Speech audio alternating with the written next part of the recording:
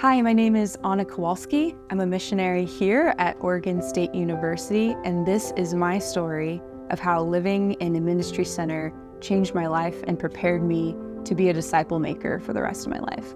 So my story begins, my family lived in Portland, Oregon, and then when I was 10 years old, we ended up moving to Washington State. My dad was involved with Chi Alpha when he was a college student, and so when I decided that I wanted to go to college, I wanted to be a part of Chi Alpha and learn how to be a missionary. When I was in Chi Alpha, one of the phrases that I learned was the phrase intentional living. What does it look like to live intentionally wherever you're at, wherever you live, for Jesus and with Jesus? So I decided my senior year of college to live in the dorms as a live-in missionary on the secular campus. After graduation, I ended up working in the marketplace, but about 6 months into that experience, the Lord spoke to me very clearly and said, "Anna, your training as a missionary isn't done yet." And he reminded me of the Chi Alpha internship and sent me back up to keep training as a missionary. Part of living in Bellingham and being a Chi Alpha intern was living in the mansion, which was our ministry center up there. Very strategic, close to campus, and such a beautiful way to live close to campus and impact the secular campus for Jesus alongside 14 other women. It was an exciting, amazing experience, and it's an experience that we want college students in Oregon to have as well. Living in the mansion, our ministry center, was such an important, impactful way for me to live in that season of my life. I got to learn how to build spiritual friendships with other women and also got to see that happen. I got to also practice managing conflict and dealing with conflict and just maturing in that.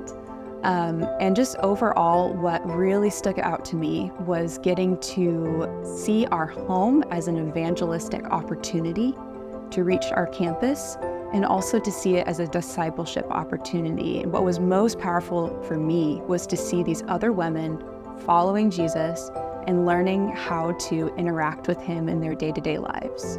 So similar to the mansion, the Haven is our ministry center here at Oregon State University. And this house has become such a beautiful place of evangelistic and also discipleship growth for these young men, but also for our community. I've seen the Haven become and be an evangelistic hub for our campus. It's across the street from campus. And not only do the guys host board games and movie nights, but I also see discipleship growth and it being a discipleship hub. I see so many Bible studies happening here, spiritual friendships being cultivated, and these young men getting to learn all these incredible life skills that are going to launch them into the next season of following Jesus. Overall, we've seen that ministry centers like the mansion, like the Haven, are strategic disciple-making evangelistic hubs for this movement.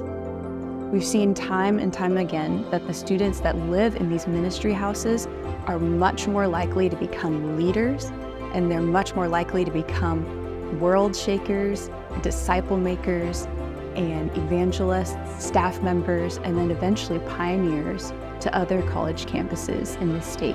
As one of these students that has been raised up into a leader and then eventually into a pioneer, I have seen these ministry houses be essential for what we're doing here in the Pacific Northwest and beyond, raising up not just leaders for the college campus, but also for the rest of our state and the rest of our world. As we continue to plant these ministry centers across the state, it will accelerate our mission and cultivate transformation, beginning with our greatest opportunity, the college campus.